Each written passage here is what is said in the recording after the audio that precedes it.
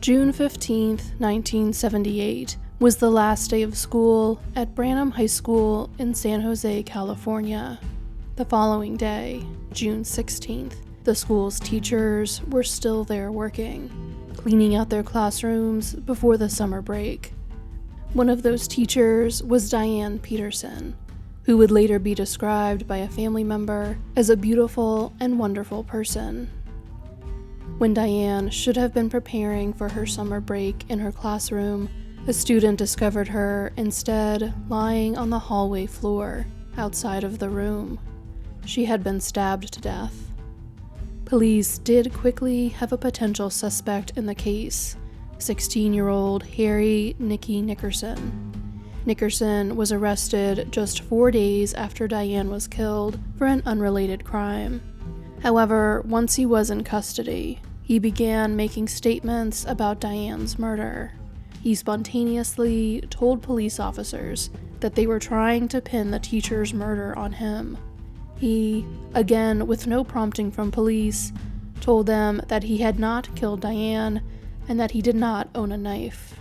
While Nickerson's booking photo from that day is not publicly available, investigators noted that it bore a strong resemblance to a composite sketch developed with eyewitnesses from the scene of Diane's murder. In 1983, the parents of a Branham High School student came forward, telling police that their son had said he had witnessed Diane's murder, and that he had identified Nickerson as the killer. However, the student denied making such statements when interviewed by police. The following year, another witness came forward and told police that Nickerson had implicated himself in Diane's murder. The witness said that Nickerson had killed her after she discovered him in the middle of a drug deal at the school. The witness also reported that Nickerson carried around a knife with the words "Teacher dear" written on it. Police were unable to corroborate the statement, and nothing came of it. In the years following Diane's murder, Nickerson kept adding on to an extensive criminal record. He was arrested and convicted of charges including armed robbery, assault with a deadly weapon, and kidnapping. In 1984, he was shot and critically injured while he was trying to carry out a drug robbery. He ultimately died of a self-inflicted gunshot wound in 1993. Diane's case was reopened by the Santa Clara County District Attorney's Office Cold Case Unit decades after her death. Between 2023 and 2024, the unit worked with the District Attorney's Crime Lab to re-examine the evidence in the case to look for DNA. The effort was unsuccessful, so the Cold Case Unit then began going back and re-interviewing everyone connected to the case. One of the individuals they spoke to in 2025 was a relative of Nickerson's. During this meeting, this individual disclosed that Nickerson had admitted to killing Diane Peterson just minutes after the crime had been committed. After killing Diane, Nickerson had run to this relative's home and confessed to what he had just done. Investigators believe the relative, who has not been publicly identified, did not come forward in 1978 out of fear of retaliation from Nickerson.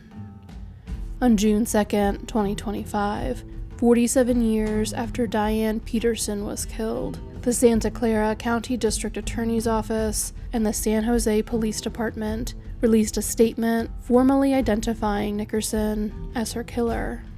In the statement, San Jose Police Chief Paul Joseph is quoted as saying, "Nearly 5 decades have passed since a young teacher's life was tragically taken.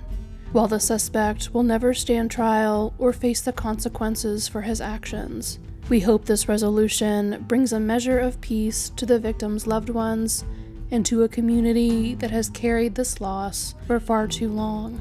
Let this serve as a solemn reminder. No matter how much time passes, we will continue to seek the truth, because every victim matters, and every life deserves justice."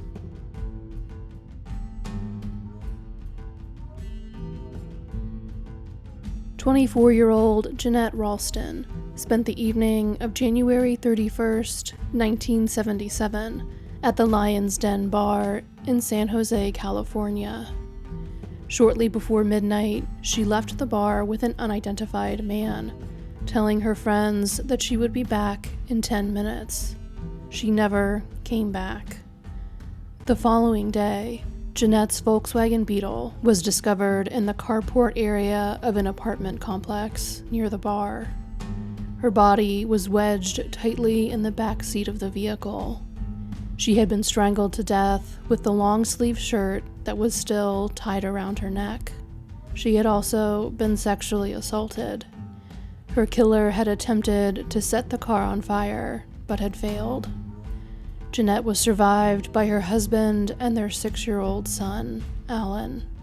Alan did his best to make peace with his mother's death and live his own life in the manner she would have wanted. She raised me to be a happy kid, so I just held on to that. I've always tried to do good in my life and to try to respect her in any way I could, Alan would say in 2025, after an arrest was finally made in his mother's murder. The arrest was a result of a major break in the case that came in August of 2024, when all of the latent fingerprints from the crime scene were rerun through the FBI's fingerprint database. The database's search algorithm had been updated in 2018, which allowed for more accuracy in the search results, and as a result, investigators finally had a lead. They had identified a match to a fingerprint found on a carton of Eve cigarettes that had been at the crime scene. The fingerprint belonged to 69-year-old Willie Eugene Sims of Jefferson, Ohio. At the time of Jeannette's murder, he had been an Army private stationed to Fort Ord near the Monterey Bay. In 1978, he was convicted of assault to commit murder in Monterey County and was sentenced to 2.5 months in prison. He was released and moved out of California before it was routine for states to collect DNA samples from convicted criminals. In early 2025, investigators traveled to Ohio to collect a DNA sample from Sims. Testing then confirmed that his DNA was a match to DNA found under Jeannette's fingernails and on the shirt that had been used to strangle her. Sims was then arrested in Ohio and extradited to California to face charges for Jeannette's murder. He was arraigned at the Santa Clara County Hall of Justice on May 9, 2025. He did not enter a plea and is being held without bond. His next court date is scheduled for August 12th. If he is convicted, he faces 25 years to life in prison.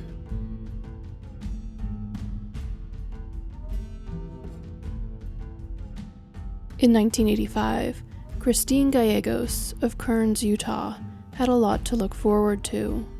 The 18-year-old with a sweet and outgoing personality was engaged to be married, and she and her fiancé Troy planned to start a family. On the evening of May 15th, Christine told her fiancé and some family members that she would be hitchhiking to downtown Salt Lake City to go to work.